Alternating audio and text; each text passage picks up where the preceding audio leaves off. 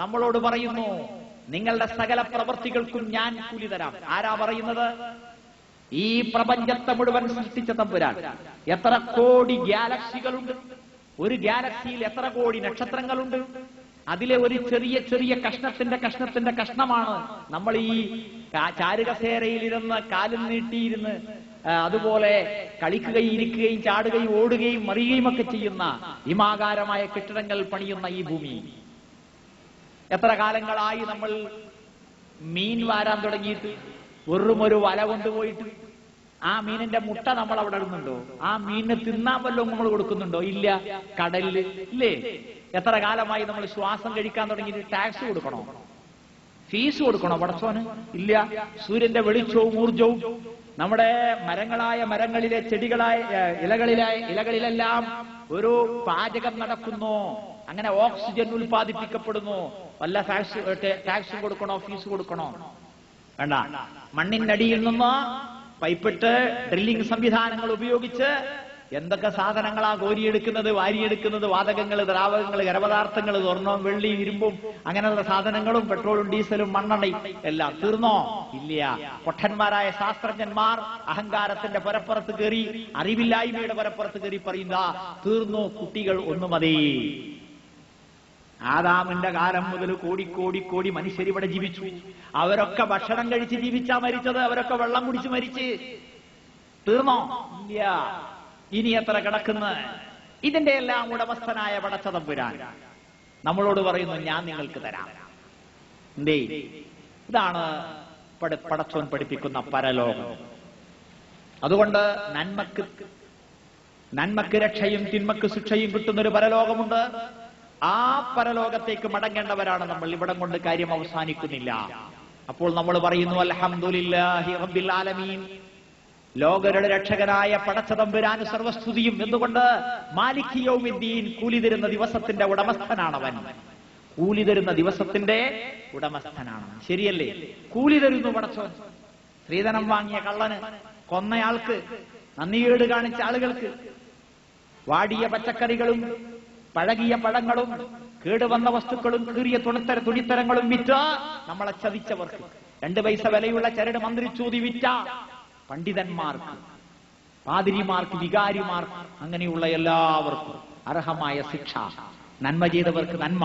ഇതാണ് പടച്ച തമ്പുരാൻ പഠിപ്പിക്കുന്ന പരലോകം.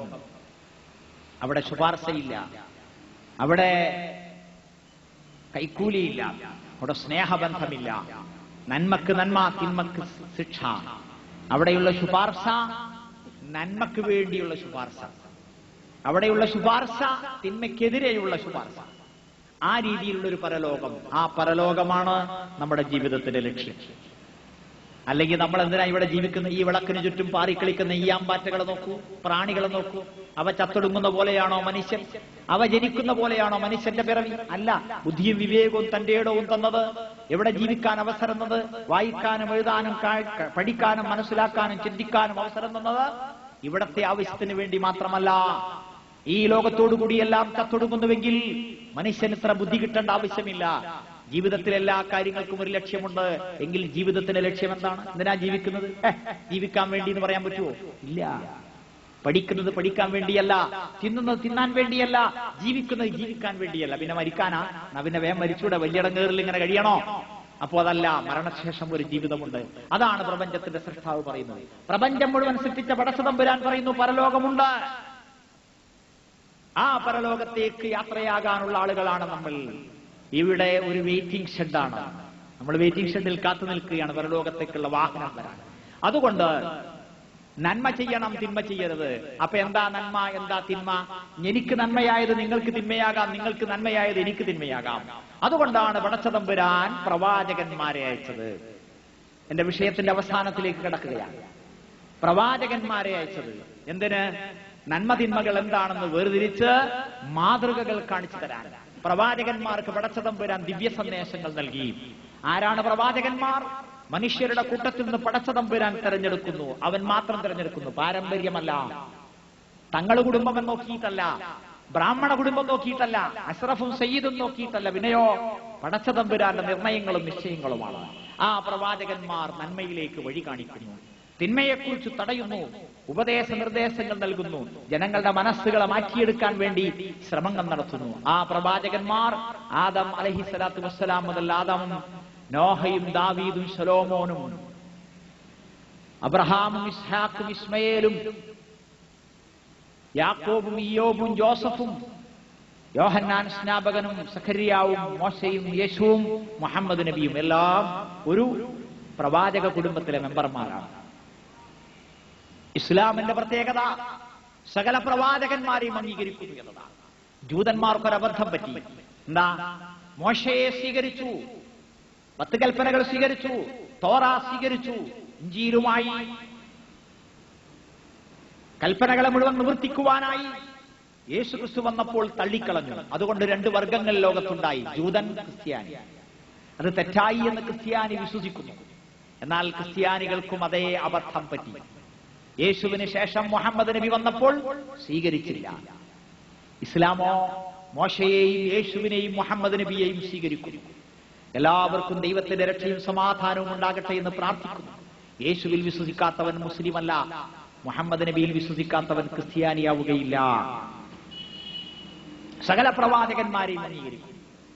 ഈ പ്രവാചകന്മാരിൽ അവസാനത്തെ പ്രവാചകനാണ് മുഹമ്മദ് നബി.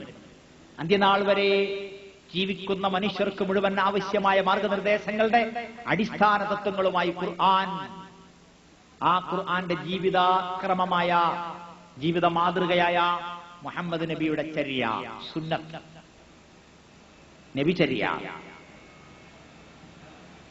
എറണാകുളത്ത് നടക്കുന്ന ഡിസംബറിൽ 26 മുതൽ 29 വരെയുള്ള തീയതികളിൽ എറണാകുളത്ത് നടക്കുന്ന മുജാഹിദ് സംസ്ഥാന സമ്മേളനത്തിന്റെ പ്രമേയം തൗഹീദിലേക്ക്, സുന്നത്തിലേക്ക്. തൗഹീദ് ഏകദൈവ വിശ്വാസം, ഏകദൈവാരാധന. സുന്നത്തിലേക്ക് പ്രവാചകചര്യയിലേക്ക്.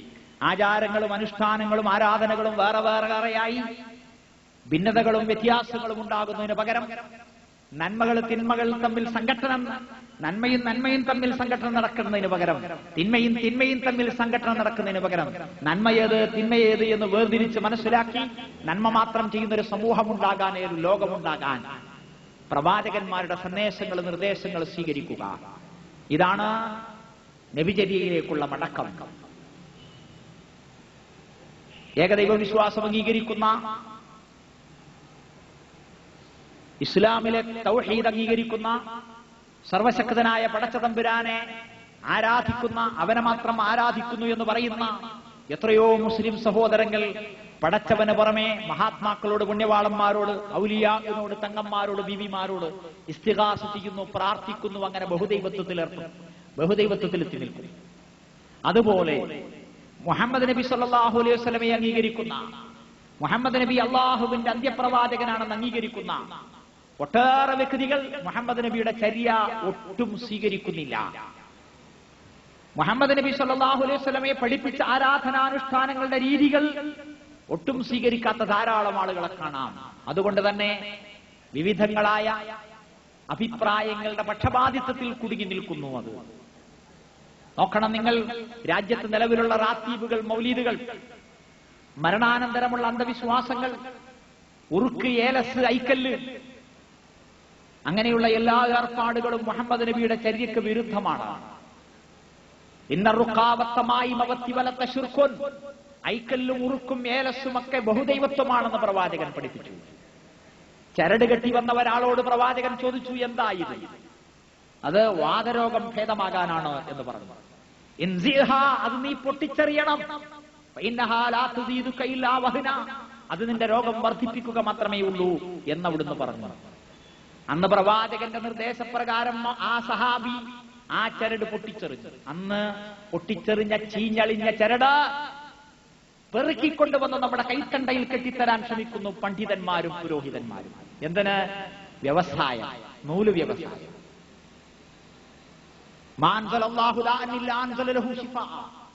ഏതൊക്കെ രോഗം അള്ളാഹു ഇറക്കിയിട്ടുണ്ടോ അതിനെല്ലാം മരുന്നും അവൻ ഇറക്കിയിട്ടുണ്ട്. ചികിത്സിക്കണം, തദാവോ, നിങ്ങൾ മരുന്നുപയോഗിക്കണം. വലാ തദാവോ ബി ഹറാം, നിഷിദ്ധമായ ചികിത്സയരുത്, ചികിത്സിക്കണമെന്ന് പഠിപ്പിച്ചു. നമ്മുടെ സമുദായത്തിൽ എല്ലാ മതവിഭാഗങ്ങളിലും നാം കണ്ടിരുന്നത് യാഗങ്ങൾ, മന്ത്രങ്ങൾ, ഹോമങ്ങൾ. കുടുംബത്തിൽ കോഴികൾ ചാകാൻ തുടങ്ങിയാൽ മതി, ഉടനെ ഹോമം നടത്തുന്നു. കുടുംബത്തിൽ മരണങ്ങൾ നടന്നാൽ കൊച്ചു കുഞ്ഞിനെ ബലി കൊടുക്കുന്നു. ആർക്ക്? കാളിക്ക് ബലി കൊടുക്കുന്നു, ദേവിക്ക് ബലി കൊടുക്കുന്നു. നമ്മുടെ സമൂഹത്തിന്റെ ചിത്രമാണിത്, അല്ലേ? തെക്കൻ മേഖലകളിലെ പണ്ഡിതന്മാര് മാത്രമല്ല, ഇവിടങ്ങളിലെ പണ്ഡിതന്മാരിൽ പലരും വരെ സ്ത്രീകളെ വരെ തുണിയഴിച്ചിട്ട് ഹോമം നടത്തിക്കുന്നു, മുട്ട കൊണ്ട് തൊടുവിക്കുന്നു ശരീരം മുഴുവൻ, കാശ് വാങ്ങുന്നു. അനാശാസ്യമായ പ്രവൃത്തികൾ എല്ലാം എന്തിന്റെ പേരിൽ? അന്ധവിശ്വാസങ്ങളുടെ പേരിൽ. എന്താ അവരുടെ ഡിഗ്രി, ഡിപ്ലോമ എന്താ? MBBS ആണോ, MD ആണോ? അല്ല. പണ്ട് ഗർഭിണികൾ പ്രസവിക്കാൻ വൈകിയാൽ നഫീസത്ത് മാല പാടും, നഫീസത്ത് മാല പാടുക, അല്ലേ? ഇന്നോ നേരം വെളുത്തിരിക്കുന്നു. ഗർഭിണികൾ പ്രസവിക്കാൻ വൈകാറുണ്ട്, പക്ഷേ നഫീസത്ത് മാലയുണ്ട്, പക്ഷേ അത് പാടാൻ പറ്റുന്ന പണ്ഡിതന്മാരുണ്ട്, പക്ഷേ പാടിക്കാറില്ല. കാരണം നേരം വെളുത്തിരിക്കുന്നു. ഇത് മാറ്റമാണ്. ഈ മാറ്റം സകല തലങ്ങളിലും ഉണ്ടാകണം. മുഹമ്മദ് നബി സല്ലല്ലാഹു അലൈഹി വസല്ലമയുടെ ചര്യ അനുസരിച്ച് ഇവിടെ ആരാധനാനുഷ്ഠാനങ്ങൾ നിർവഹിക്കപ്പെടണം. നമ്മുടെ പണ്ഡിതന്മാരുടെ, മുസ്ലിയാക്കന്മാരുടെ നിർദ്ദേശം അനുസരിച്ച് നടക്കുന്ന പള്ളികളിൽ ഇന്ന് മഗ്രിബും ഇശായും കൂടി നമസ്കരിച്ചത് മുഹമ്മദ് നബിയുടെ സുന്നത്തനുസരിച്ചല്ല. മുഹമ്മദ് നബി സല്ലല്ലാഹു അലൈഹി വസല്ലം 14 നൂറ്റാണ്ട് മുമ്പ് നമസ്കരിച്ച നമസ്കാരമല്ല. സലാം പറയുന്നത് മുഹമ്മദ് നബി പറഞ്ഞിട്ടതനുസരിച്ച്, താടി വളർത്തുന്നത് മുഹമ്മദ് നബി പറയുന്നതനുസരിച്ച്. എന്നാൽ നമസ്കരിച്ചത് മുഹമ്മദ് നബി പറഞ്ഞതനുസരിച്ചല്ല. പിന്നെയോ മുഹമ്മദ് നബി വഫാത്തായി മരിച്ചുപോയി 140 കൊല്ലം കഴിഞ്ഞ് ജനിച്ച ഒരു മഹാനായ പണ്ഡിതന്റെ നിർദ്ദേശം അനുസരിച്ചാണെന്ന് പറയുന്നു. അതുകൊണ്ട് തറവാട്ടിലേക്ക് തിരിച്ചു പോകണം.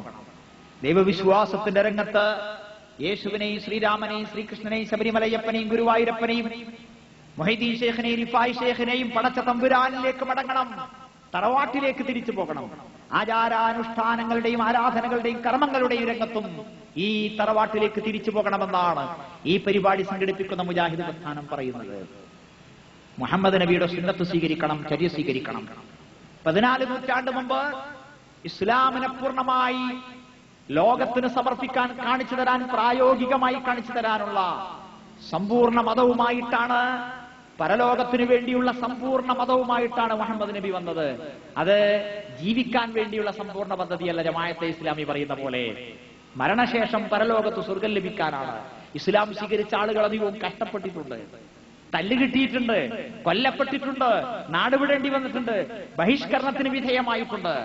പരലോകത്തവർക്ക് സമ്പൂർണ്ണ സുഖമായിരിക്കും. ഇഹലോകത്ത് സമ്പൂർണ്ണ ദുഃഖം മാത്രമായ ആളുകൾ ഉണ്ടായിട്ടുണ്ട് ഇസ്ലാമിന്റെ പേരിൽ. അപ്പോൾ പ്രവാചകൻ മുഹമ്മദ് നബി സല്ലല്ലാഹു അലൈഹി വസല്ലം ആരാധനകൾ, അനുഷ്ഠാനങ്ങൾ സമ്പൂർണ്ണമായി കാണിച്ചു തന്നു. മുഹമ്മദ് നബി മിമ്പറിന്മേൽ, പ്രസംഗപീഠത്തിന്മേൽ കയറിയാണ് പ്രസംഗിക്കുക. ജനങ്ങൾക്ക് നേരെ തിരിഞ്ഞാണ് പ്രസംഗിക്കുക. ജനങ്ങൾക്ക് മനസ്സിലാകാത്ത ഭാഷയിൽ അവിടുന്ന് സംസാരിച്ചിട്ടേയില്ല. മിഹ്റാബിൽ നിന്നിട്ടാണ്, ആരാധനാ മണ്ഡപത്തിൽ നിന്നിട്ടാണ് നമസ്കാരം നിർവഹിക്കുക. അത് ഖിബിലയുടെ നേരെയാണ്, പടിഞ്ഞാറോട്ടാണ്. പ്രസംഗം ജനങ്ങൾക്ക് അഭിമുഖമായിട്ടാണ്. ഒരിക്കൽ അദ്ദേഹം പ്രസംഗപീഠത്തിന്മേൽ കയറി നിന്ന് നമസ്കാരം നിർവഹിക്കുന്നു. എന്തിന്? ആളുകൾക്ക് പഠിപ്പിച്ചു കൊടുക്കാൻ. നമസ്കാരം കഴിഞ്ഞിട്ട് പ്രവാചകൻ പറയുന്നു, യാ യുഹന്നാസു, മനുഷ്യരെ, ഇന്നമാ സനഅതു ഹാദാ, ഞാൻ ഇങ്ങനെ ചെയ്തത് ലിതഅ്തമൂ ബി, നിങ്ങൾ എന്നെ പിൻപറ്റാനാണ്. വലിതഅല്ലമൂ സ്വലാത്തി, നിങ്ങൾ എന്റെ നമസ്കാരം മനസ്സിലാക്കാൻ വേണ്ടിയാണ്. അവിടുന്ന് നമസ്കരിച്ചത് 10,000-ലധികം വരുന്ന അനുചരന്മാർ കണ്ടു. അവരത് പകർത്തി, അവരത് ലോകത്തിന് പഠിപ്പിച്ചു കൊടുത്തു. മുഹമ്മദ് നബി കാണിച്ചു തന്നത് അനുചരന്മാർക്ക് മനസ്സിലാവുമോ? മനസ്സിലാകും. അവർ പറഞ്ഞത് മറ്റുള്ളവർക്ക് മനസ്സിലാവുമോ? മനസ്സിലാകും. എന്നാൽ ഇമാം ഷാഫി പറഞ്ഞതേ നിങ്ങൾക്ക് മനസ്സിലാകൂ എന്ന് നമ്മുടെ പള്ളിയിലെയും മദ്രസയിലെയും നൂൽ വ്യവസായികളായ പണ്ഡിതന്മാർ പറയുന്നു. മുജാഹിദ് പ്രസ്ഥാനം പറയുന്നത് മുഹമ്മദ് നബി സല്ലല്ലാഹു അലൈഹി വസല്ലം നമസ്കരിച്ചത് നമുക്ക് മനസ്സിലാകും. സല്ലു കമാ റഅയ്തുമുനി ഉസല്ലി, ഞാൻ എങ്ങനെ നമസ്കരിച്ചു എന്ന് നിങ്ങൾ കണ്ടോ, അങ്ങനെ നിങ്ങൾ നമസ്കരിക്കും. നാട്ടിലെ സത്യവിശ്വാസികളോട്, മുസ്ലിം സഹോദരങ്ങളോട് മുജാഹിദ് പ്രസ്ഥാനത്തിന് പറയാനുള്ളത്, നിങ്ങളുടെ മക്കളെ നമസ്കാരം പഠിപ്പിച്ച, നിങ്ങളെ നമസ്കാരം പഠിപ്പിച്ച ഉസ്താദുമാരോട് നിങ്ങളൊന്ന് പറയണം, ഞങ്ങൾക്ക് മുഹമ്മദ് നബിയുടെ നമസ്കാരം ഒന്ന് കാണിച്ചു തരണമെന്ന്. ഷാഫി മദ്ഹബിലെ നമസ്കാരം കണ്ടു, മുസ്ലിയാരുടെ മദ്ഹബിലെ നമസ്കാരവും കണ്ടു. ഓരോ മുസ്ലിയാർ വരുമ്പോഴും പുതിയ ഓരോ ആചാരം ഉണ്ടാക്കും പള്ളിയിൽ. എന്തെങ്കിലും ഒരു ദിക്ർ, ഒരു ദുആ, എന്തെങ്കിലും ഒരു സലാത്ത്, ഒരു ഖബർ സിയാറത്തിന്റെ പരിപാടി, എന്തെങ്കിലും ഒരു അപ്പത്തിന്റെയോ പലഹാരത്തിന്റെയോ പരിപാടി ഉണ്ടാവും അല്ലെ? അതും കണ്ടിട്ടുണ്ട്. ശാഫി മദ്ഹബിലെ നമസ്കാരവും കണ്ടിട്ടുണ്ട്. ഇനി ഞങ്ങൾക്ക് മുഹമ്മദ് നബിയുടെ നമസ്കാരം ഒന്ന് കാണണം എന്ന് നിങ്ങൾ ആവശ്യപ്പെടണം. ഇത്രയും നമ്മൾ പറയുന്നു. മുഹമ്മദ് നബി സല്ലല്ലാഹു അലൈഹി വസല്ലം നമസ്കരിച്ചു. അവിടുന്ന് നമസ്കരിച്ച പോലെ നമസ്കരിക്കണമെന്ന് പറഞ്ഞു. ഇതാണ് മാർഗം. അത് നമസ്കാരത്തിന്റെ മാത്രമല്ല, ആരാധനകളുടെയും അനുഷ്ഠാനങ്ങളുടെയും മാർഗമാണ്. അപ്പോൾ നമ്മൾ മുഹമ്മദ് നബിയുടെ അനുയായിയായി മാറുന്നു. ഇപ്പോൾ ഷാഫി അനുയായിയാണ്, മൗദൂദി അനുയായിയാണ്. മൗദൂദിയുടെ ഖുത്ബാത്തിന്റെ മുഖവരയുടെ അവസാനത്തെ പാരഗ്രാഫിൽ പറയുന്നത് രണ്ടാം ഖുത്ബ അറബിയിൽ തന്നെ ആയിരിക്കേണ്ടതും ആൺ എന്നാണ്. അതേത് മതമാ? അതേത് മദ്ഹബാ? പ്രവാചകൻ രണ്ട് ഭാഷയിൽ പ്രസംഗിച്ചിട്ടുണ്ടോ? ഇല്ല. ഒന്നാമത്തെ ഭാഷ പടച്ചതമ്പുരാന്റെ അടിമകളെ മനസ്സിലാക്കി കൊടുക്കാൻ, പടച്ചോനെ തൃപ്തിപ്പെടുത്താൻ. രണ്ടാമത്തത് അറബിയിലാക്കുന്നത് ആരെ തൃപ്തിപ്പെടുത്താൻ? ബഹുഭൂരിപക്ഷം വരുന്ന സുന്നി സമൂഹത്തെ തൃപ്തിപ്പെടുത്തണമെന്ന ജമാഅത്തിന്റെയും യുവ തുർക്കികളുടെയും വാദമുണ്ടല്ലോ അല്ലെ? തറാവീഹ് രാത്രി നമസ്കാരം അത് 23 നമസ്കരിക്കുന്നവരെ കുറ്റം പറയണ്ട. നമ്മുടെ ചെറുപ്പക്കാർ പറയാം. അത് ആരെ തൃപ്തിപ്പെടുത്താൻ? ബഹുഭൂരിപക്ഷത്തെ തൃപ്തിപ്പെടുത്താൻ അല്ലേ? അബദ്ധമാണ്. പ്രവാചകൻ പഠിപ്പിച്ചത് സല്ലു കമാ റഅയ്തുമുനി ഉസല്ലി. ഞാൻ എങ്ങനെ നമസ്കരിച്ചു നിങ്ങൾ കണ്ടോ, അങ്ങനെ നിങ്ങൾ നമസ്കരിക്കും. തറാവീഹ് 11-ലപ്പുറം തറാവീഹ് നമസ്കാരം, രാത്രി നമസ്കാരം മുഹമ്മദ് നബി സല്ലല്ലാഹു അലൈഹി വസല്ലം ജീവിതത്തിൽ ഒരിക്കലും 11-ലപ്പുറം നമസ്കരിച്ചിട്ടില്ല. അപ്പോൾ ഉസ്താദുമാർ ജനങ്ങളെ കൊണ്ട് ചോദിപ്പിക്കുന്നു, 11-ലപ്പുറം നമസ്കരിക്കാൻ പാടില്ലെന്ന് പറഞ്ഞിട്ടുണ്ടോ? ഇല്ല. ഇപ്പോൾ മുസ്ലിയാരല്ല, ഇസ്തിരിയിട്ട മൗലവി തന്നെ അത് ചോദിക്കുന്നുണ്ട്. എന്താ ഇത്രയേ ആകാവൂ എന്ന് കണിശമായി പറഞ്ഞിട്ടില്ലാത്ത ഒരു നമസ്കാരത്തിന്റെ കാര്യത്തിൽ വ്യത്യസ്തമായ അഭിപ്രായങ്ങൾ സ്വീകരിക്കുന്നത് വലിയ കുറ്റമാണെന്ന് മുസ്ലിം കരുതുന്നില്ല. മനസ്സിലായില്ലേ? അത് തന്നെയാ ജമാഅത്തുകാരനും പറയുന്നത്. അപ്പോൾ ഒരാൾ, നിങ്ങൾക്ക് ആർക്കും ചോദിക്കാം, സുബഹി നമസ്കാരം 2 ആകാവൂ എന്ന് എവിടെയെങ്കിലും പറഞ്ഞിട്ടുണ്ടോ? ഉണ്ടോ? എവിടെയെങ്കിലും പറഞ്ഞിട്ടുണ്ടോ? ഇല്ല. അപ്പൊ ഇത്ര റക്കയത്തെ ആകാവൂ എന്ന് കണിശമായി പറഞ്ഞിട്ടില്ലാത്ത 2 റക്അത്ത് സുബഹിയെ കുറിച്ച് വ്യത്യസ്തമായ റക്അത്തുകളുടെ എണ്ണം വന്നത് വലിയ കുറ്റമായി കരുതുന്നില്ല എന്ന് പറയാൻ പറ്റുമോ? ഇല്ല. എന്തുകൊണ്ടാ പറ്റാത്തത്? പറഞ്ഞിട്ടുണ്ടോ പ്രവാചകൻ? ഇല്ല. പിന്നെന്താ? സല്ലൂ കമാ റഅയ്തുമുനി ഉസല്ലി. ഞാൻ എങ്ങനെ നമസ്കരിച്ചു എന്ന് നിങ്ങൾ കണ്ടോ, അങ്ങനെ നിങ്ങൾ നമസ്കരിക്കും. അതുകൊണ്ട് സുബഹി 2 ആണ്, അതിനപ്പുറം നിസ്കരിക്കൽ തെറ്റാണ്. തറാവീഹ് 11 അതിലപ്പുറം നമസ്കരിക്കൽ തെറ്റാണ്. തഹിയ്യത്ത് നമസ്കാരം 2 റക്അത്താണ് വെള്ളിയിൽ കയറിയാൽ, അത് 2 ആകാവൂ എന്ന് എവിടെയെങ്കിലും പറഞ്ഞിട്ടുണ്ടോ? ഇല്ല. 3 നിസ്കരിച്ചാൽ തെറ്റോ ശരിയോ? മയ്യത്ത് നമസ്കാരത്തിന് 4 തക്ബീറുണ്ട്, 5 പാടില്ല എന്ന് പറഞ്ഞിട്ടുണ്ടോ? 4 ആകാവൂ എന്ന് പറഞ്ഞിട്ടുണ്ടോ? ഇല്ല. അതിലപ്പുറമായാൽ പെരുന്നാൾ നിസ്കാരം 2 റക്അത്താണ്, 2 പാടുള്ളൂ എന്ന് പറഞ്ഞിട്ടുണ്ടോ? ഇല്ല. അപ്പുറം നിസ്കരിച്ചാൽ ഓരോ നമസ്കാരങ്ങളും ഇത്രേ ആകാവൂ എന്ന് പറഞ്ഞിട്ടുണ്ടോ? ഇല്ല. പിന്നെന്താ പറഞ്ഞത്? ഞാൻ നമസ്കരിച്ച പോലെ നിങ്ങൾ നമസ്കരിക്കും. മുഹമ്മദ് നബി അനുസരിക്കാൻ നമുക്ക് താല്പര്യമില്ലേ? മുഹമ്മദ് നബി പറഞ്ഞിടത്ത് നിൽക്കാൻ നമുക്ക് താല്പര്യമില്ലേ? ഇവിടെയാണ് മർമ്മം, ഇവിടെയാണ് നമ്മുടെ ധർമ്മം, ഇവിടെയാണ് ധർമ്മം. പടച്ച തമ്പുരാൻ ഔദ്യോഗികമായി അയച്ച പ്രവാചകൻ അവിടുന്ന് കൃത്യമായി വ്യക്തമായിട്ടാണ് പഠിപ്പിച്ചത്. അവിടുന്ന് മനസ്സിലാകാത്ത ഭാഷയിൽ പറഞ്ഞിട്ടില്ല. നമ്മുടെ ജമാഅത്ത് സഹോദരന്മാരുടെ ചില പ്രശ്നങ്ങൾ നിങ്ങൾ കേട്ടിട്ടുണ്ടാകുന്നു അല്ലേ? ദൈവത്തിന്റെ കൽപ്പനക്ക് വിരുദ്ധമായി വല്ലവനോടും വിധേയത്വം കാണിച്ചാൽ അത് അക്ഷന്തവ്യമായ അപരാധമായി എന്ന് പറഞ്ഞാൽ ആർക്കും ഒന്നും മനസ്സിലാക്കാൻ പോകുന്നില്ല അല്ലേ? പ്രവാചകൻ അങ്ങനെ സംസാരിച്ചിട്ടില്ല. ശരി. അതുകൊണ്ട് മുഹമ്മദ് നബി സല്ലല്ലാഹു അലൈഹി വസല്ലമയുടെ ചര്യയിലേക്ക് മടങ്ങണം. ആരാധനാനുഷ്ഠാനങ്ങളിൽ കൃത്യമാണ്. മുഹമ്മദ് നബി സല്ലല്ലാഹു അലൈഹി വസല്ലം നെഞ്ഞത്ത് കൈവച്ചാണ് നമസ്കരിച്ചത്. വളരെ വ്യക്തമാണത്. സർവശക്തനായ പടച്ച തമ്പുരാന്റെ മുമ്പിൽ നിൽക്കുകയാണ്. പള്ളമ്മ കൈവച്ചല്ല. അവന്റെ പ്രധാന പ്രശ്നം പള്ള പ്രശ്നമല്ല, പൊക്കിള് പ്രശ്നമല്ല, പിന്നെയോ അവന്റെ ഹൃദയമാണ് പ്രശ്നം. എവിടെ കൈവക്കണം? ഗ്രന്ഥങ്ങളിലെല്ലാം പറഞ്ഞ കാര്യം അലാ അശ്റഫിൽ അഅ്ളാഇ, ഏറ്റവും ശ്രേഷ്ഠമായ അവയവത്തിന്റെ മേലെ എന്നാണ്. 10 കിതാബിന്റെ മലയാള പരിഭാഷയിലും പറഞ്ഞത് നെഞ്ഞിലേക്ക് താഴ്ത്തുക എന്നാണ്. നെഞ്ഞിലേക്ക് താഴ്ത്തുക. നെഞ്ഞെവിടെയാ? പള്ളന്റെ ഉള്ളിലാ. എന്താ കാര്യം? ഹിക്മത്തു ദാലിക ഹിഫ്ദുൽ ഖൽബി അനിൽ ഖവാത്തിരി, മറ്റു ചിന്തകളിൽ നിന്ന് ഹൃദയത്തെ തടുത്തു നിർത്താനാണ്. കൽബ് എവിടെയാ? പള്ളയിലാ. ഹൃദയം പള്ളയിലാണോ? ഹൃദയം പള്ളയിലായവർ പള്ളമ്മ വെച്ചുകൊള്ളട്ടെ, നിങ്ങൾ നെഞ്ഞത്ത് വെച്ചേക്കൂ. മുഹമ്മദ് നബി സല്ലല്ലാഹു അലൈഹി വസല്ലം എവിടെ വെച്ചു? കാന യളൗ യദഹു യുംന അലൽ യുസ്റ അല സദ്രി, ഇടത്തെ കൈയിന്റെ മേലെ വലത്തെ കൈ നെഞ്ഞത്ത് വെച്ചു. ഇവിടെ ചില ചങ്ങാതിമാരൊക്കെ ലിബറൽ ആകാൻ വേണ്ടി, ഇസ്ലാം ഫ്ലെക്സിബിൾ ആണ്, വിശാലമാണെന്ന് പറയാൻ വേണ്ടി, അള്ളാഹുവിനെയല്ല ജനങ്ങളെ തൃപ്തിപ്പെടുത്താൻ വേണ്ടി കൈയൊന്ന് നെഞ്ഞിലുമല്ല പള്ളമ്മലുമല്ല. ആരാന്ന് ചോദിച്ചാല് ആർക്കൊരു മുഷിപ്പ് തോന്നണ്ട. അള്ളാഹുവിന്റെ ഇഷ്ടം, പടച്ചതമ്പുരാന്റെ സ്നേഹം, അവന്റെ അംഗീകാരം, പ്രവാചകന്റെ ചര്യയോടുള്ള കടപ്പാട് അതിവിടെ നിർവഹിക്കപ്പെടുന്നില്ല. ജനങ്ങളോടുള്ള കടപ്പാട് നിർവഹിക്കാൻ താല്പര്യമുണ്ടാവുകയും ചെയ്യുന്നു. ഇവിടെ വെച്ച് നെഞ്ഞത്ത് കൈകെട്ടി നമസ്കരിച്ച ആളുകൾ തിരുവനന്തപുരത്ത് ജോലി കിട്ടുമ്പോൾ നേരെ പൊക്കിളിൽ മേലെത്തുന്നു, കനം തൂങ്ങുന്നു. പണത്തിന്റെ ഖനം, പണത്തിന്റെ ഖനം അതല്ല വേണ്ടത്. സർവശക്തനായ പടച്ചതമ്പുരാൻ അല്ലേ നമസ്കാരത്തിലൂടെയാണ് വിശ്വാസമുണ്ടാകേണ്ടതെന്ന് പറഞ്ഞ്, നമസ്കാരത്തിലൂടെ മനുഷ്യൻ നന്നായിക്കൊള്ളുമെന്ന് പറഞ്ഞ് ആളുകളെ നമസ്കരിക്കാൻ വിളിക്കുന്ന, മുഹമ്മദ് നബിയുടെ ചര്യയ്ക്ക് വിരുദ്ധമായി പ്രവർത്തിക്കുന്ന തബ്ലീഗ് നടത്തുന്ന പ്രസ്ഥാനമുണ്ട്. അവരും ആരാധനകൾ നിർവഹിക്കുന്നത് ജനങ്ങൾക്ക് നേരെ തിരിഞ്ഞുകൊണ്ടാണ്. മുഖം അങ്ങോട്ടാണെങ്കിലും മനസ്സിങ്ങോട്ടാ. എല്ലാവർക്കും കുനൂത്ത് വേണമെങ്കിൽ അല്ലാഹുമ്മ ഹ്ദിനാ ഫീമൻ ഹദൈത് വആഫിനാ ഫീമൻ ആഫൈത് അല്ലേ?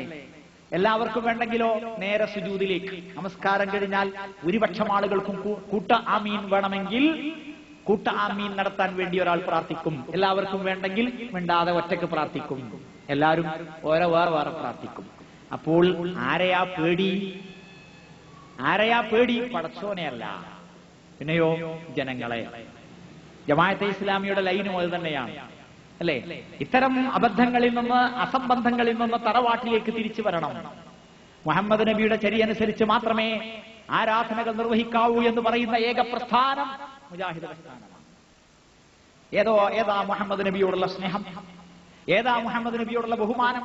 ഷാഫി മദ്ഹബ് അനുസരിച്ച് അല്ലെങ്കിൽ നാലാലൊരു മദ്ഹബ് അനുസരിച്ച് നമസ്കരിക്കണമെന്ന് പറയുന്നതോ സ്നേഹം? മുഹമ്മദ് നബിയുടെ സുന്നത്തനുസരിച്ച് തന്നെ നമസ്കരിക്കണമെന്ന് പറയുന്നതോ സ്നേഹം? ഏതാ സ്നേഹം? ശരിയാണ്, മുഹമ്മദ് നബിയെ സ്നേഹിക്കണം. എങ്ങനെ? അനുസരിച്ചുകൊണ്ട്. ബാപ്പാനെ നല്ല സ്നേഹ എന്ന് പറയും, ബാപ്പ പറഞ്ഞ അനുസരിക്കുന്നില്ലെങ്കിൽ. മുഹമ്മദ് നബിയെ നമ്മുടെ പണ്ഡിതന്മാർ സ്നേഹം കാണിക്കുന്ന രീതി നമുക്ക് കാണാനുണ്ട്. കുലാവി കുടിച്ചുകൊണ്ടാണ്, പത്തിരിയും പൊറാട്ടയും കഴിച്ചുകൊണ്ടാണ്, ഇറച്ചിയും പൊറാട്ടയും കഴിച്ചുകൊണ്ടാണ്. അയപ്പോ കൊല്ലത്തിലൊരു ദിവസം റബീഉൽ അവൽ 12-ന് നബിദിനത്തിന് പ്രത്യേകതയുണ്ട്. ഏതാ നബിദിനം? നബി ജനിച്ച ദിവസമാണ്. എന്നാ നബി ജനിച്ചത്? അത് റബീഉൽ അവൽ 12-ആണോ 11-ആണോ 9-ആണോ 8-ആണോ അഭിപ്രായ വ്യത്യാസമുണ്ട്. പക്ഷേ നബി സ്വന്തം നാവുകൊണ്ട് പറഞ്ഞത് ഒരു ഡേ ആണ്, ഡേറ്റ് അല്ല. അതിൽ യാതൊരു വ്യത്യാസമല്ല. ലോകത്ത് ഒരാൾക്കും വ്യത്യാസമല്ല. അതെന്താ? തിങ്കളാഴ്ചയാണ്. ദാലിക യൗമുൻ ഉലിദ്തു ഫീഹി, അന്നാണ് ഞാൻ ജനിച്ചത് എന്ന്. തിങ്കളാഴ്ചക്ക് പ്രത്യേകതയുണ്ട്, നബിദിനത്തിന് പ്രത്യേകതയുണ്ട്. പക്ഷേ ആഘോഷമല്ല, ആചരണമാണ്. അതെന്താ ആചരണം?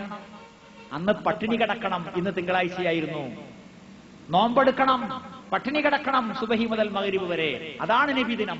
പ്രവാചകരോട് കൂറുള്ളവർ, സ്നേഹമുള്ളവർ, ബഹുമാനമുള്ളവർ അതാ നിർവഹിക്കേണ്ടത്. അത് പ്രവാചകൻ പഠിപ്പിച്ചതാണ്, അവിടുന്ന് കാണിച്ചതാണ്, അനുചരന്മാർ ചെയ്ത് കാണിച്ചതാണ്. ഇതാണ് മുജാഹിദ് പ്രസ്ഥാനത്തിന്റെ ലൈൻ. സ്നേഹിക്കണം, ബഹുമാനിക്കണം, അനുസരിക്കണം. ഇന്ന് മുജാഹിദുകൾ ഇവിടെ പള്ളിയിൽ നമസ്കരിച്ചത് 14 നൂറ്റാണ്ട് മുമ്പ് മുഹമ്മദ് നബി നമസ്കരിച്ച രീതിയിലാണ്. ആർക്ക് സംശയമുണ്ടെങ്കിലും എഴുതിത്തരാം. ആരാധനകളും അനുഷ്ഠാനങ്ങളും ഒക്കെ പടച്ചവനെ അല്ലാതെ ഈ വിഷയത്തിൽ ആരെയും ഭയപ്പെട്ടിട്ടില്ല. എന്തിനേറെ ഇസ്ലാമിന്റെ കേന്ദ്രമായ മക്കയിൽ 23 റക്അത്ത് തറാവീഹ് നമസ്കരിക്കുന്നു. എന്നിട്ട് ഞങ്ങൾ അത് സ്വീകരിക്കുന്നില്ല. മക്കത്ത് 23 അല്ലേ എന്ന് ജമാഅത്തുകാരും സുന്നികളും നമ്മളോട് ചോദിക്കാറുണ്ട്. അന്ന് ഞങ്ങൾ മറുപടി പറഞ്ഞു. ഇപ്പോൾ ഞങ്ങളുടെ തന്നെ കുട്ടികൾ ചോദിക്കുന്നു, മക്കത്ത് 23 അല്ലേ? കുട്ടികൾ മാത്രമല്ല, പെരിയവർ വരെ ചോദിക്കുന്നു. കുലുക്കമില്ല. കാരണം എന്താണ്? മക്കയിലേക്ക് തിരിഞ്ഞ് നമസ്കരിക്കാനേ പറഞ്ഞിട്ടുള്ളൂ. മക്കയിലേക്ക് തിരിഞ്ഞ് നമസ്കരിക്കാനേ പറഞ്ഞിട്ടുള്ളൂ. മുഹമ്മദ് നബിയുടെ മോഡലിലാണ് നമസ്കരിക്കാൻ പറഞ്ഞത്. അതാണ് കാര്യം. മക്കാന യസീദു ഫി റമളാന വലാ ഫി ഗൈരിഹി അലാ 11 റക്അ. റമളാനിൽ ആകട്ടെ അല്ലാത്ത കാലത്താകട്ടെ മുഹമ്മദ് നബി 11-ലപ്പുറം നമസ്കരിച്ചിട്ടേ ഇല്ല. അമറ ഉമർ ഉബയ്യ ഇബ്നു കഅബിൻ വ Tamim അദ്ദാരി യർകഅ ലിന്നാസി 11 റക്അ. ഉബയ്യ Ibnu കഅബിനോടും Tamim അദ്ദാരിയോടും Umar Khattab ഖലീഫ ഭരണാധികാരി നേതൃത്വം നൽകാൻ പറഞ്ഞു, നമസ്കരിക്കാൻ നേതൃത്വം നൽകാൻ പറഞ്ഞത് 11 റക്അത്താണ്. അപ്പോൾ നബി സല്ലല്ലാഹു അലൈഹി വസല്ലം ചെയ്തതാണ്, ഉമർ ഖത്താബ് കൽപ്പിച്ചതും അത് തന്നെയാണ്. അത് സഹാബിമാരും അതിനെ എതിർത്തിട്ടില്ല. ശരിയാണ്. അപ്പോൾ ഒരു തത്വം, ഒരടിസ്ഥാനം, ഒരടിത്തറ ഈ പ്രസ്ഥാനം നിലനിർത്തുന്നു. ഇസ്ലാമിന്റെ മഹിതമായ പ്രത്യേകത വ്യക്തി പൂജയില്ല എന്നതാണ്. പണ്ഡിതന്മാരും നേതാക്കന്മാരും വരുമ്പോൾ അല്ലാഹു അക്ബർ, തക്ബീർ ധ്വനികൾ, പടഹധ്വനികൾ, പടക്കം പൊട്ടിക്കലുകൾ, ആരവങ്ങൾ, തോരണങ്ങൾ, എന്നിട്ട് ആനയിക്കലുകൾ ഒന്നുമില്ല. ഇത് പ്രവാചകൻ മുഹമ്മദ് നബി സല്ലല്ലാഹു അലൈഹി വസല്ലമയുടെ പ്രത്യേകതയാണ്. നോക്കണം നിങ്ങൾ, നേതാക്കന്മാര് വരുമ്പോൾ കൈ മുത്താൻ കൊടുക്കുകയാണ്. കാശ് കൊടുക്കണം, വെറുതെ അല്ല. സ്വന്തം പിഞ്ചു കുഞ്ഞുങ്ങളെ പോലും മുത്താൻ നേരമില്ലാത്തവർ, തങ്ങന്മാരുടെ, അമ്മയുടെ, ബാബയുടെ, മഹർഷിയുടെ, രവിശങ്കറുടെ കൈ പിടിച്ചു മുത്താനും കെട്ടിപ്പിടിക്കലിന് വിധേയമാകാനുമാണ് പോകുന്നത്. പണം ചെലവുണ്ട്. എന്നാലും ഈ വൃത്തികേടുണ്ടല്ലോ. എന്തിനേറെ പ്രൊഫഷണൽ സന്യാസിയല്ലാത്ത സ്ത്രീ ഗുരു നിത്യചൈതന്യയതി പോലും തന്റെ കാലിഫോർണിയൻ യാത്രക്കിടയിൽ തന്റെ വൃത്തികെട്ട കാല് കഴുകിയ വെള്ളം കുടിക്കാൻ കൊടുത്തു. വൃത്തികെട്ട് ഞാൻ പറഞ്ഞത് വിയർപ്പും മറ്റൊക്കെ ഉണ്ടായതുകൊണ്ടാണ്, അല്ലാതെ ചളിന്റെ അർത്ഥത്തിലല്ല. എന്താ അടിസ്ഥാനം? എന്തിന്റെ ബലത്തിൽ? വേഷഭൂഷയുടെ ബലത്തിലോ? സ്വന്തം ബാപ്പയോ ഉമ്മയോ കാല് കഴുകിയ വെള്ളം കുടിക്കാൻ നമ്മൾ റെഡിയാവോ? എന്തിനേറെ കുടിക്കുന്ന വെള്ളത്തിൽ ചെറിയ പൊടിയോ കരടോ ഉണ്ടെങ്കിൽ നമ്മൾ തയ്യാറാവോ? ഇല്ല. പിന്നെ എന്താ ഇത്? ബുദ്ധിമ മുഴുവൻ ആചാര്യന്മാരുടെ കാൽച്ചോട്ടിൽ. എന്നാൽ മുഹമ്മദ് നബി സല്ലല്ലാഹു അലൈഹി വസല്ലമയെ കാണാൻ മദീന പള്ളിയിൽ ഒരു അപരിചിതൻ വരുന്നു. അദ്ദേഹം ചോദിക്കുകയാണ്, മനുഷ്യൻ ചോദിക്കുകയാണ്, അയ്യുക്കും മുഹമ്മദ്, നിങ്ങളുടെ കൂട്ടത്തിൽ ആരാണ് മുഹമ്മദ്? കാരണം എന്തേ? മനസ്സിലാവുന്നില്ല. കാരണം എന്തേ? റെഡിമെയ്ഡ് ഷോപ്പല്ല, അംശവടിയില്ല, അധികാര ചിഹ്നമില്ല, കിരീടമില്ല, തിളങ്ങുന്ന വർണ്ണ ലോഹകളില്ല, കിലോമീറ്റർ നീളമുള്ള വാലില്ല തലയിക്കെട്ടിന്. എല്ലാരും മാതിരിയും പ്രവാചകൻ വേഷം ധരിച്ചിരിക്കുന്നു. മറുപടി എന്താ? ആഹാ, മുഹമ്മദിനെ മനസ്സിലായില്ലല്ലേ, ഇറങ്ങിപ്പോടാ എന്നാണോ? അല്ല, ആ വെളുത്ത ചാരിയിരിക്കുന്ന മനുഷ്യൻ. വെളുപ്പ് എന്നുള്ളത് പ്രവാചകനായപ്പോൾ കിട്ടിയ പെയിന്റാ? അല്ല. പിന്നെ ചാരിയിരുന്നത് പ്രവാചകനായതുകൊണ്ടാ? 10-60 വയസ്സായി. ഇതാ ഒരു മനുഷ്യൻ വന്ന് പ്രവാചകന്റെ മുഖത്തേക്ക് നോക്കിയപ്പോൾ ഘനഗംഭീരമായ, ശാന്തഗംഭീരമായ ആ മുഖം കണ്ടപ്പോൾ ഒരു പറയൽ. ആ മനുഷ്യന്റെ തോളിൽ പിടിച്ചുകൊണ്ട് മുഹമ്മദ് നബി പറഞ്ഞു, ഹബ്ബിനാലൈക്, സഹോദര സമാധാനിക്ക്. നിനക്ക് എന്നെ അറിയില്ലേ? ഞാൻ ആമിനയുടെ മോനാണ്. ആ ഉണക്കച്ചപ്പാത്തി കഴിക്കുന്ന, ഒട്ടകത്തിന്റെ പാല് കുടിക്കുന്ന ആമിനെ നീ അറിയില്ലേ? എത്ര സുന്ദരമായിരിക്കുന്നു ഇത്! നോവലല്ല, നാടകമല്ല, സിനിമയല്ല. ആ മദീനയിലെ ഈത്തപ്പനെ ഓല കൊണ്ടുള്ള പള്ളിയിൽ വെച്ച് സംസാരിച്ച സംസാരമാണ്. ഇതാണ് വിഷയം. മുഹമ്മദ് നബിയെ കണ്ടപ്പോൾ ചില ആളുകൾ എഴുന്നേറ്റ് നിന്നോ? ബഹുമാനത്തിനാണ്, രാഷ്ട്രീയക്കാരനൊന്നുമല്ലല്ലോ, ബഹുമാനിച്ചിട്ട് തന്നെയാണ്. നമ്മളെ നാട്ടിലുണ്ടല്ലോ അങ്ങനെ. ബാപ്പാനെ കാണുമ്പോ എഴുന്നേക്കും, ഉമ്മാനെ കാണുമ്പോഴോ എഴുന്നേക്കൂല. അപ്പൊ എന്താ സംഗതി? അത് ഒരു ഫാഷൻ മാത്രം. പ്രവാചകൻ സല്ലല്ലാഹു അലൈഹി വസല്ലമയെ കണ്ടപ്പോൾ എഴുന്നേറ്റു. പ്രവാചകൻ പറഞ്ഞു, ലാ തഖൂമു അന്നി, എന്നെ കാണുമ്പോൾ നിങ്ങൾ എഴുന്നേൽക്കാൻ പാടില്ല. കഴിഞ്ഞുപോയ സമുദായത്തിൽ ചിലർ മറ്റുള്ളവരെ കാണുമ്പോൾ എഴുന്നേറ്റ് നിൽക്കുന്നത് പോലെ നിങ്ങൾ എന്നെ കാണുമ്പോൾ എഴുന്നേറ്റ് നിൽക്കരുത്. നമ്മുടെ രാജ്യത്ത് പല പ്രൊഫഷണലുകാരും അന്ധവിശ്വാസങ്ങൾ വളർത്തിയെടുക്കുന്നുണ്ട്, ഇല്ലാത്ത കഥകൾ പ്രചരിപ്പിക്കുന്നുണ്ട്. ഇല്ലാത്ത കഥകൾ പ്രചരിപ്പിക്കുന്നത് കണ്ടാലും മിണ്ടൂല. പ്രവാചകന്മാരും സന്യാസിമാരും തമ്മിൽ, പ്രവാചകന്മാരും മഹർഷികളും തമ്മിൽ, പ്രവാചകന്മാരും തങ്ങന്മാരും തമ്മിലുള്ള വ്യത്യാസം ആ ആളുകൾക്കൊക്കെ ആശീർവദിക്കാൻ മാത്രമേ പറ്റൂ. കള്ളക്കടത്തുകാരൻ വന്നാലും നന്നായി വരട്ടെ എന്ന് പറയും.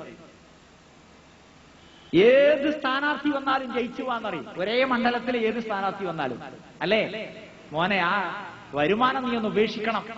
സ്ത്രീധനം വാങ്ങുന്ന ഒരു കള്ളൻ കല്യാണത്തിന് ക്ഷണിച്ചാൽ എന്താ മോനെ, അത് സ്ത്രീധനം നീ ഒഴിവാക്കണം എന്ന് പറയില്ല. എന്നാൽ പ്രവാചകന്മാർ അതല്ല.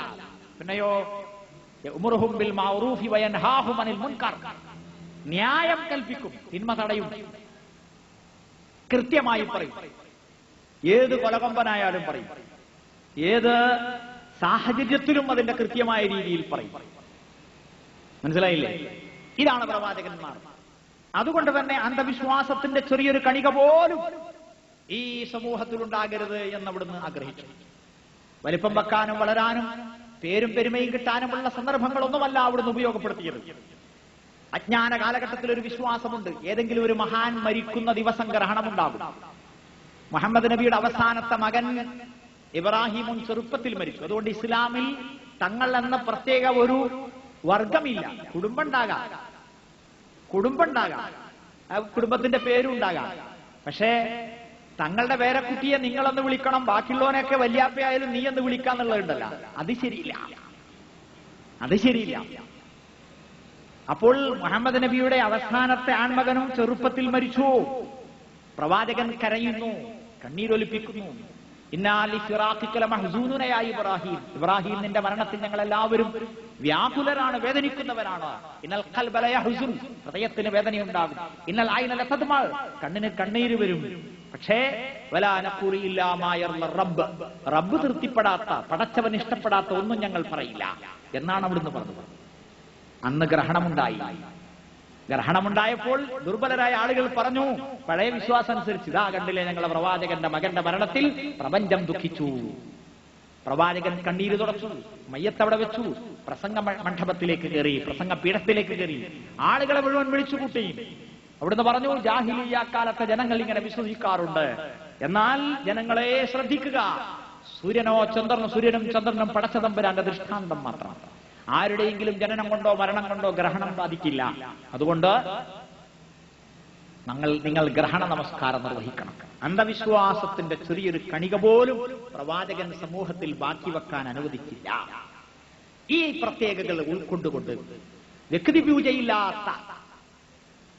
വ്യക്തി പൂജയില്ലാത്ത വ്യക്തിമാഹാത്മ്യത്തിന് പ്രാധാന്യം നൽകാത്ത, ആദർശത്തിനും ആശയത്തിനും ആരാധനക്കും കർമ്മത്തിനും പ്രാധാന്യം നൽകുന്ന രീതിയാണ് മുജാഹിദ് പ്രസ്ഥാനത്തിൻ്റെത്.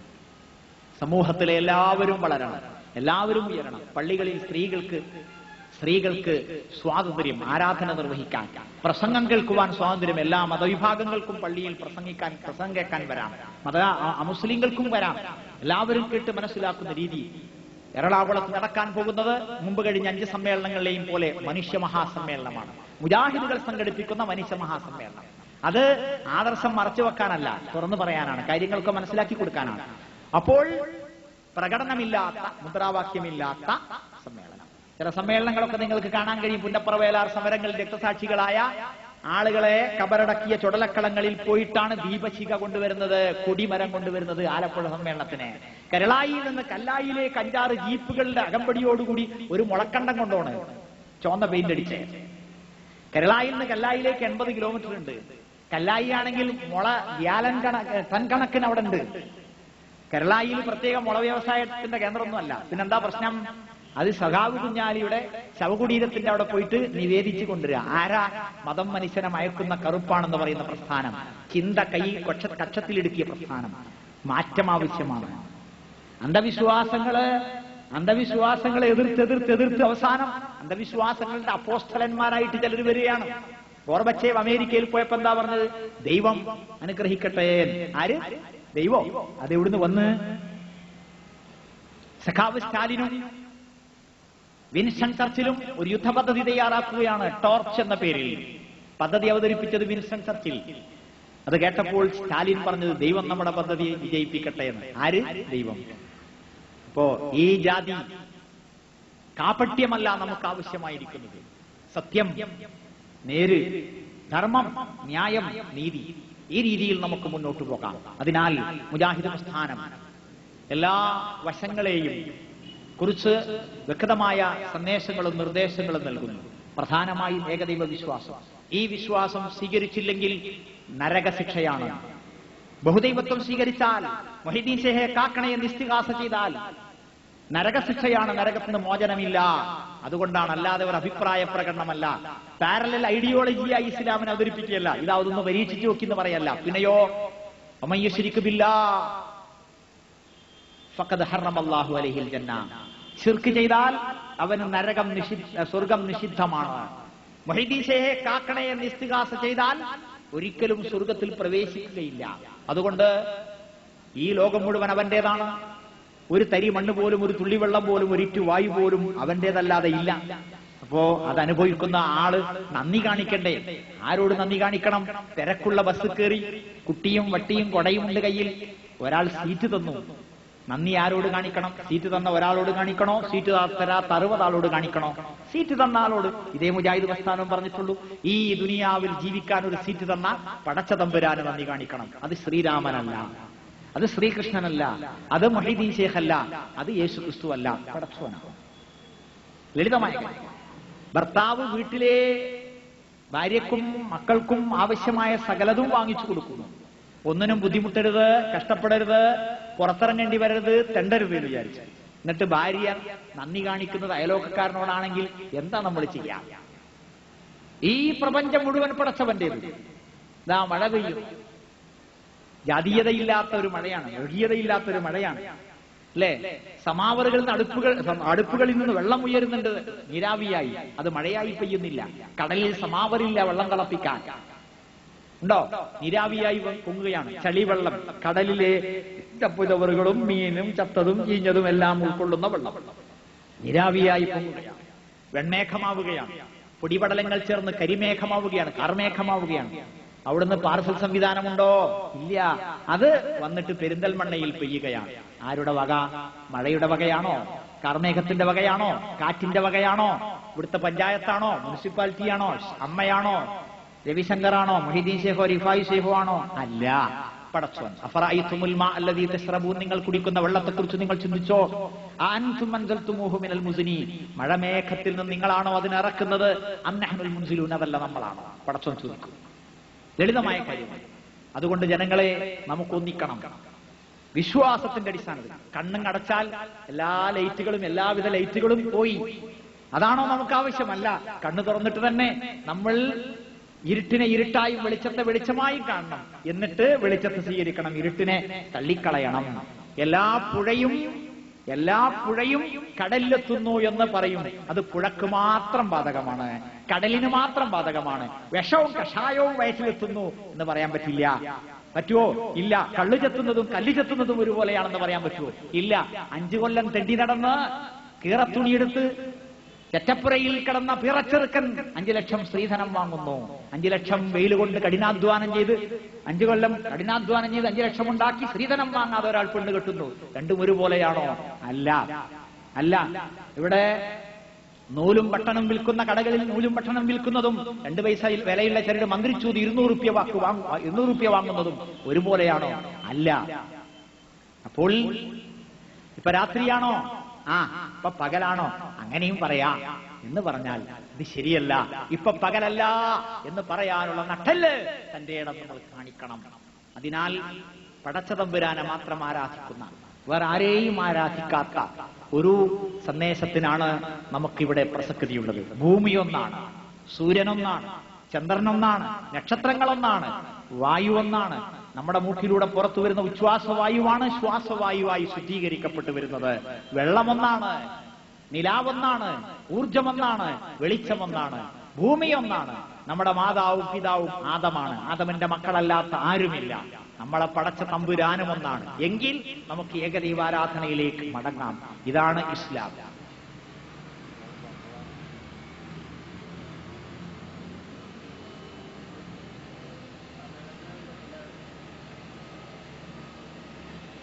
ഇതാണ് ഇസ്ലാം. അപ്പൊ ഇസ്ലാം എന്ന് പറഞ്ഞ പദത്തിന്റെ അർത്ഥം എന്താണ്? സമർപ്പണം എന്നാണ്. ആർക്കാ സമർപ്പിക്കേണ്ടത്? എല്ലാവരും സമർപ്പിക്കണം. അപ്പൊ എല്ലാവർക്കും സമർപ്പിക്കാൻ പറ്റിയത് എവിടേക്കാ? ശ്രീരാമനും സമർപ്പണം ചെയ്യണം, യേശുവും സമർപ്പിക്കണം, മൊഹീദ്ദീൻ ഷേഖും സമർപ്പിക്കണം. അതാർക്കാകണം? പടച്ചോന്, അല്ലേ? ഈ പടച്ചവന് മലയാളത്തിൽ പടച്ചോൻ എന്ന് പറയുന്നു. അറബിയിൽ ആ പടച്ചോന് പറയുന്ന പേരാണ് അള്ളാഹു. മക്കയിൽ ബഹുദൈവാരാധകന്മാരുണ്ട്. 365 വിഗ്രഹങ്ങളുണ്ട് അവർക്ക്. പിന്നെ മരം ദൈവമാണ്. അങ്ങനെ ഒരുപാട് ദൈവങ്ങൾ. ഹലുവ കൊണ്ട് ബിംബമുണ്ടാക്കി അതിനോട് പ്രാർത്ഥിക്കുകയും വിശക്കുമ്പോൾ ഹലുവ എടുത്ത് വെട്ടിത്തുന്നുകയും ചെയ്യുന്ന പൊട്ടന്മാർ വരെ ആ കൂട്ടത്തിലുണ്ട്. അവരും അള്ളാ എന്ന് വിളിച്ചിരുന്നു. ആർക്ക്? ബിംബമില്ലാത്ത, ജാറമില്ലാത്ത, ചിത്രമില്ലാത്ത, പുണ്യമരമോ പുണ്യമൃഗമോ പുണ്യപുഷ്പമോ അല്ലാത്ത പടച്ചതമ്പുരാന്. ക്ലിയർ? അപ്പോൾ അറബി ഭാഷയിൽ പടച്ചോൻ എന്ന് പറഞ്ഞാൽ യഥാർത്ഥമായ സൃഷ്ടാവ്, യഥാർത്ഥമായ സൃഷ്ടാവ്. അവനേകനാണ്, എല്ലാം കാണുന്ന, എല്ലാം കേൾക്കുന്ന, എല്ലാം അറിയുന്നവനാണ്. അങ്ങനെ ആരുമില്ല. മുഹമ്മദ് നബി സല്ലല്ലാഹു അലൈഹി വസല്ലം കുളിക്കുകയാണ്. കുളിക്കുന്നത് അന്ന് കുളിമുറിയൊന്നുമില്ല. ഒരു തുണിക്കഷ്ണം ആയിഷ ബീവി മുന്നിൽ നിന്ന് മറച്ചു കൊടുക്കുന്നു, അതിന്റെ അപ്പുറത്തുനിന്ന് കുളിക്കുകയാണ്. അപ്പോൾ ഒരു പെണ്ണ് നബിയെ കാണാൻ വരുന്നു. അപ്പോൾ നബി സല്ലല്ലാഹു അലൈഹി വസല്ലം ചോദിക്കുന്നു, സൈനബയാണെന്ന് പറയുന്നു. അപ്പൊ നബി ചോദിക്കുകയാണ്, അയ്യുസയാ നബി, ഏത് സൈനബ? ഒരു തുണിന്റെ അപ്പുറത്ത് നിൽക്കുന്നത്. എന്താ കാര്യം? എല്ലാം അറിയുന്നവൻ പടച്ചവൻ മാത്രമാണ്. ആ തുണിന്റെ അപ്പുറത്ത് നിൽക്കുന്നത് ആരാണെന്ന് മനസ്സിലാകുന്നില്ല. അപ്പോൾ എല്ലാം മനസ്സിലാകുന്നവൻ പടച്ചവൻ മാത്രമാണ്, എല്ലാം കേൾക്കുന്നവൻ പടച്ചവൻ മാത്രമാണ്. മുഹമ്മദ് നബി സല്ലല്ലാഹു അലൈഹി വസല്ലം പള്ളിയിൽ രണ്ടാളുകൾ ശണ്ട കൂടുന്നു എന്നറിഞ്ഞു. പുറത്തേക്ക് വന്നു. അവരെ തമ്മിൽ സംസാരിച്ചു, മധ്യസ്ഥമുണ്ടാക്കി. പ്രവാചകൻ മരിക്കുന്നതിന്റെ 5 ദിവസം മുമ്പ് പ്രവാചകന്റെ രോഗശയ്യക്കരികിൽ നിന്നുകൊണ്ട് കുറച്ചാളുകൾ ചെറിയൊരു കശപിശയുണ്ടാക്കി. പ്രവാചകൻ പറഞ്ഞു, എഴുന്നേറ്റ് പോകിൻ, എവിടെ വെച്ച് സംസാരം പാടില്ല. 5 ദിവസം കഴിഞ്ഞ് പ്രവാചകൻ വഫാത്തായി, മരിച്ചു. ചുണ്ടുണ്ട്, നാവുണ്ട്, ശരീരം മുഴുക്കയുണ്ട്. പിന്നെന്താ മരിച്ചു എന്ന് പറഞ്ഞാൽ എന്താ നഷ്ടപ്പെട്ടത്? ആത്മാവ്, ജീവൻ, അല്ലേ? അപ്പോൾ അവിടെ ഒരു പ്രശ്നം നടക്കുന്നു. എന്താ? ഭരണാധികാരി ആരാകണം? എന്തിനാ ഭരണാധികാരി ആരാകണം എന്ന് ചിന്തിക്കുന്നത്? നബിയില്ല എവിടെ? നബിയില്ല എവിടെ? ഇല്ല. പിന്നെന്താ? നബിയുടെ ശരീരല്ലേ? പിന്നെന്താ നബിയില്ല എന്ന് പറയണത്? എന്നാ പിന്നെ ഭരണാധികാരിയെ വേറെ തരയോ? നബി ജീവിച്ചിരിക്കുന്ന കാലത്ത് വേറെ ഭരണാധികാരിയെ തരയോ? ഇല്ല. അതിന്റെ ആവശ്യമുണ്ടോ? ഇല്ല. എന്തുകൊണ്ടാ തരയുന്നത്? നബി വഫാത്തായി, മരിച്ചുപോയി, അല്ലെ? മരിച്ചാ പിന്നെ നബിക്ക് ഭരണാധികാരിയാകാൻ പറ്റില്ല, പറയാൻ പറ്റില്ല, കേൾക്കാൻ പറ്റില്ല, ചെയ്യാൻ പറ്റില്ല. അതുകൊണ്ടാണ്. അപ്പോൾ എന്താ അത്? ഭരണാധികാരി ആരാകണമെന്ന് പറഞ്ഞില്ലേ? ഇസ്ലാം സമ്പൂർണമാണ്, ഇസ്ലാം സമഗ്രമാണ്. ഇസ്ലാമിൽ എല്ലാം പറഞ്ഞിട്ടുണ്ട്, അല്ലേ? എന്നിട്ടെന്താ ഭരണാധികാരി ആരാകണമെന്ന് പറയാഞ്ഞത്? എന്താ പറയുന്നത്? ജമാഅത്തെ ഇസ്ലാമിക്കാരനല്ല മുഹമ്മദ് നബി, മൗദൂദിയല്ല അദ്ദേഹത്തെ അയച്ചത്, പടച്ച തമ്പുരാന്റെ പ്രവാചകനാണ്. 5 നേരം നമസ്കരിക്കുമ്പോൾ പള്ളിയിൽ ഇമാമ നിൽക്കേണ്ടത്, നേതൃത്വം നൽകേണ്ടത് ആരാണെന്ന് വരെ പ്രവാചകൻ പഠിപ്പിച്ചു. റാങ്ക് ലിസ്റ്റ് ഇട്ടു. 5 റാങ്ക് ലിസ്റ്റ്, അല്ലെങ്കിൽ 3. എന്നാൽ ഭരണം നിർവഹിക്കേണ്ടത് ആരാണെന്ന് പറഞ്ഞില്ല. കാരണം പള്ളിയിൽ ഇസ്ലാമാണ്, അല്ലെ? പള്ളി മുസ്ലിങ്ങളുടേതാണ്, അല്ലെ? അവിടെ ഉള്ളിൽ അധികാരം നമുക്കുണ്ട്. എന്നാൽ ഇന്ത്യയിൽ മുസ്ലിമായി ജീവിക്കണം, പാകിസ്ഥാനിൽ മുസ്ലിമാകണം, അമേരിക്കയിൽ മുസ്ലിമാകണം, ഇസ്രായേലിൽ മുസ്ലിമാകണം, എല്ലാ രാജ്യങ്ങളിലും, ഹൈന്ദവ രാജ്യമായ നേപ്പാളിൽ മുസ്ലിമാകണം. മനസ്സിലായോ? അപ്പൊ അവിടെയൊക്കെ പള്ളിയിൽ ഇമാമത്ത് നമ്മളെ ഇഷ്ടപ്രകാരം നിർത്താൻ, ഭരണാധികാരിയെ തെരഞ്ഞെടുക്കുവാൻ ഇസ്ലാമിന് മാത്രമേ അധികാരമുള്ളൂ എങ്കിൽ, ഇസ്ലാമിക നിയമപ്രകാരം മാത്രമേ ഭരണാധികാരിയെ പറ്റുകയുള്ളൂ എങ്കിൽ, അതൊരു ഇരുമ്പലക്കയായിട്ട് മനുഷ്യന്റെ മുന്നിൽ കിറാമുട്ടിയായിട്ട് ഏത് കാലവും നിലനിൽക്കും. അതുകൊണ്ട് തന്നെ അന്ത്യനാൾ വരെയുള്ള മനുഷ്യ ലോകത്തില് ഇസ്ലാം സ്വീകരിക്കുന്ന ഏത് മനുഷ്യനും ഏകദൈവ വിശ്വാസിയായി, മുഹമ്മദ് നബിയെ അനുസരിക്കുന്നവനായി, സമാധാനത്തോടുകൂടി മുസ്ലിമാകണമെങ്കിൽ ഇത്തരം കാര്യങ്ങൾ സാഹചര്യങ്ങൾക്ക് വിടണം. അതുകൊണ്ടാണ് പ്രവാചകൻ പഠിപ്പിച്ചത്, അൻതും അഅലമു ബി ഉമൂരി ദുനിയാക്കും, നിങ്ങളുടെ ഭൗതികമായ കാര്യങ്ങൾ നിങ്ങൾക്കാണ് കൂടുതൽ അറിയുക. അത് മനസ്സിലാകാത്ത ജമാഅത്തെ ഇസ്ലാമിക്കാരൻ പറയുന്നു, ആന്റണി ഇറങ്ങിയിട്ട് സിദ്ദീഖ് ഹസൻ വരണം, വാജിബ് ബേയി ഇറങ്ങിയിട്ട് സിറാജുൽ ഹസൻ വരണം, എന്നാലേ ശരിയാവുള്ളൂ. ശ്വാസം കഴിക്കണമെങ്കിൽ തന്നെ വേണം. അതുകൊണ്ട് സ്വാതന്ത്ര്യ സമരത്തിൽ പങ്കെടുക്കാത്ത രാജ്യദ്രോഹികളാണ് ജമാഅത്തുകാർ. മുഹമ്മദ് നബി സല്ലല്ലാഹു അലൈഹി വസല്ലം അവിടെ മയ്യത്ത് കിടക്കുന്നു. ഭരണാധികാരി ആരാകണം? കശപിശകളുണ്ടായി, വർത്തമാനങ്ങളുണ്ടായി, 10,000-കണക്കിന് ലക്ഷത്തോളം ആളുകളുണ്ട്, എല്ലാവരും യോഗ്യരാണ്. അതുകൊണ്ടാണ് പ്രശ്നം. ഒരാൾ മാത്രം യോഗ്യനുള്ളെങ്കിൽ പ്രശ്നമല്ല. അപ്പോൾ ഒരു കശപിശ നടന്നിട്ടും, വഴക്ക് നടന്നിട്ടും, ശബ്ദകോലാഹലം ഉണ്ടായിട്ടും പ്രവാചകൻ സല്ലല്ലാഹു അലൈഹി വസല്ലം ഒരക്ഷരം മിണ്ടിയില്ല. കാരണം അവിടുന്ന് കേൾക്കുന്നില്ല. കേട്ടിട്ടും പ്രവാചകൻ ജനങ്ങൾ അങ്ങനെ തല്ലിക്കോട്ടെ എന്ന് വിചാരിച്ചോ? ഇല്ല. നിങ്ങളുടെ കൂട്ടത്തിൽ ഒരു പ്രവാചകൻ വന്നിരിക്കുന്നു. അസീസുൻ അലൈഹി മാ അനിത്തും, നിങ്ങൾ വിഷമിക്കുന്നത് സഹിക്കാൻ കഴിയാത്തവൻ. ഹരീസുൻ അലൈക്കും, നിങ്ങളുടെ കാര്യത്തിൽ വളരെയേറെ താല്പര്യമുള്ളവൻ. ബിൽ മുഅ്മിനീന റഊഫുർ റഹീം, വിശ്വാസികളോട് ദയാവാത്സല്യമുള്ളവൻ. ആ പ്രവാചകനാണ്. 5 ദിവസം കൊണ്ട് മുമ്പ് എന്താ ചെയ്തത്? കുറച്ചു ദിവസം മുമ്പ് എന്താ പ്രവാചകൻ ചെയ്തത്? അത് നിങ്ങൾ കണ്ടു. എന്നാൽ ഇവിടെ ഇതാ പ്രവാചകനൊന്നും മിണ്ടുന്നില്ല. കാരണം നാവില്ലാഞ്ഞിട്ടല്ല, ചുണ്ടില്ലാഞ്ഞിട്ടല്ല, ജീവനില്ലാത്തതുകൊണ്ട്, മരിച്ചു പോയതുകൊണ്ട്. അല്ലേ? എന്ത് പറഞ്ഞാൽ മതി? അബൂബക്കർ എന്നൊരു വാക്ക് പറഞ്ഞാൽ മതി, എന്ന് പറഞ്ഞാൽ മതി, നാം ഉണ്ടാക്കും ആൾക്കാർ. കൈവക്കിയാൽ മതി, അല്ലേ? ഒന്നും ചെയ്തില്ല. കാരണം അവിടുന്ന് കേൾക്കുന്നില്ല. മുഹമ്മദ് നബി സല്ലല്ലാഹു അലൈഹി വസല്ലമയുടെ കാര്യം അതാണെങ്കിൽ പിന്നെ മുഹീദ്ദീൻ ശൈഖ് കേൾക്കോ? ശ്രീരാമൻ കേൾക്കോ? ശബരിമലയ്യപ്പൻ കേൾക്കോ? യേശു ക്രിസ്തു കേൾക്കോ? ഇല്ല. ഈ ലളിതമായ സത്യമാണ് മുജാഹിദ് പ്രസ്ഥാനം പറയുന്നത്, അല്ലേ? എന്നിട്ട് അത് നമ്മൾ വിശ്വസിക്കുന്നു. മുഹമ്മദ് നബി സല്ലല്ലാഹു അലൈഹി വസല്ലം അറിഞ്ഞില്ല, കേട്ടില്ല, മറുപടി പറഞ്ഞില്ല എന്ന് നമ്മൾ വിശ്വസിക്കുന്നു. നബി സല്ലല്ലാഹു അലൈഹി വസല്ലമയുടെ കാലത്ത് ക്ഷാമമുണ്ടായപ്പോൾ ജനങ്ങൾ നബിയെ സമീപിച്ചു പറഞ്ഞു പ്രാർത്ഥിക്കാൻ. നബി പ്രാർത്ഥിച്ചു പടച്ചവനോട്. ഉമർ ഖത്താബിന്റെ കാലത്ത് ക്ഷാമമുണ്ടായപ്പോൾ ഉമർ ഖത്താബിനോട് പറഞ്ഞു ആളുകൾ. ഉമർ ഖത്താബ് റളിയല്ലാഹു അൻഹു അബ്ബാസ് റളിയല്ലാഹു അൻഹുവിനെ, ജീവിച്ചിരിക്കുന്ന അബ്ബാസ് റളിയല്ലാഹു അൻഹുവിനെ നിർത്തിയിട്ട് പ്രാർത്ഥിപ്പിച്ചു. മുഹമ്മദ് നബിയോട് പറഞ്ഞില്ല, കാരണം മുഹമ്മദ് നബി മരിച്ചുപോയി. മുഹമ്മദ് നബി ജീവിച്ചിരിക്കുമ്പോൾ മഴയ്ക്ക് വേണ്ടി പ്രാർത്ഥിക്കാൻ, പടച്ചവനോട് പ്രാർത്ഥിക്കാൻ ആവശ്യപ്പെട്ടത് മുഹമ്മദ് നബിയോടാണ്. ഇതാണ് സത്യം. ഈ തവസ്സുലാണ് നമുക്ക് ആവശ്യമായിരിക്കുന്നത്. മുഹമ്മദ് നബി ജീവിച്ചിരിക്കുമ്പോൾ മുഹമ്മദ് നബിയോട് തവസ്സുൽ ചെയ്യാം. ഉമർ ഖത്താബ് ജീവിച്ചിരിക്കുന്നു, മുഹമ്മദ് നബി മരിച്ചു എങ്കിൽ ഉമർ ഖത്താബിനോട് തവസ്സുൽ ചെയ്യാം. ഉമർ ഖത്താബ് അബ്ബാസ് റളിയല്ലാഹു അൻഹുവിനോട് ഇമാമത്ത് നിൽക്കാൻ പറയാ, പ്രാർത്ഥിപ്പിക്കാം. ഈ മാർഗമാണ്. ഇതിൽ തരികിടയില്ല, തട്ടിപ്പില്ല, വെട്ടിപ്പില്ല. അതുകൊണ്ട് ശുദ്ധമായ ഏകദൈവ വിശ്വാസം, കലർപ്പില്ലാത്ത ഏകദൈവ വിശ്വാസമാണ് നമ്മുടെ സമൂഹത്തിന് ആവശ്യമായിരിക്കുന്നത്. അതിന്റെ അടിസ്ഥാനത്തിലുള്ള നബിചര്യ, ഈ രണ്ട് കാര്യങ്ങളിലേക്കും ജനങ്ങളെ, സമൂഹത്തെ മടക്കാനാണ് മുജാഹിദ് പ്രസ്ഥാനം പണിയെടുത്തുകൊണ്ടിരിക്കുന്നത്. ഈ പ്രസ്ഥാനത്തെ മനസ്സിലാക്കണം, ഈ സത്യത്തെ മനസ്സിലാക്കണം. ഈ കേൾക്കുന്ന ആളുകളിൽ ഈ സത്യം മനസ്സിലാക്കിയിട്ടുള്ള ഹിന്ദുവോ ക്രിസ്ത്യാനിയോ മുസ്ലിമോ ആരാകട്ടെ ഉണ്ടെങ്കിൽ, സത്യമാണെന്ന് മനസ്സിലായിട്ടുണ്ടെങ്കിൽ നിഷേധാദ്യത്തോടുകൂടി പ്രഖ്യാപിക്കുക, അഷ്ഹദു അല്ലാ ഇലാഹ ഇല്ലല്ലാഹ് അഷ്ഹദു അന്ന മുഹമ്മദൻ റസൂലുള്ളാഹ്. ഈ സത്യത്തിന്റെ കൂടെ നിൽക്കുക. മെമ്പർഷിപ്പല്ല, കൊടിയല്ല, മുദ്രാവാക്യമല്ല, പ്രകടനമല്ല, ഈ ആശയമാണ്, ഈ സത്യമാണ്. ഈ സത്യത്തിന് വേണ്ടി ജീവിക്കാൻ, ഈ സത്യപ്രസ്ഥാനത്തിലൂടെ മുന്നോട്ട് പോകാൻ നമ്മൾ തയ്യാറാകണം. സർവശക്തനായ പടച്ചതമ്പുരാൻ നമ്മളെല്ലാവരെയും അനുഗ്രഹിക്കുമാറാകട്ടെ. എല്ലാം കേട്ട് ഏറ്റവും നല്ലത് പിൻപറ്റുന്ന ബുദ്ധിയുള്ളവരിൽ പടച്ചവനെ ഞങ്ങളെ നീ ഉൾപ്പെടുത്തുമാറാകണമേ. കൂടുതൽ ആരാധനാ കർമ്മങ്ങൾ ചെയ്ത് സ്വർഗത്തിൽ പ്രവാചകൻ സല്ലല്ലാഹു അലൈഹി വസല്ലമയുടെ കൂടെ കഴിയുവാൻ ഞങ്ങൾക്ക് നീ അനുഗ്രഹം അരുളുമാറാകണമേ.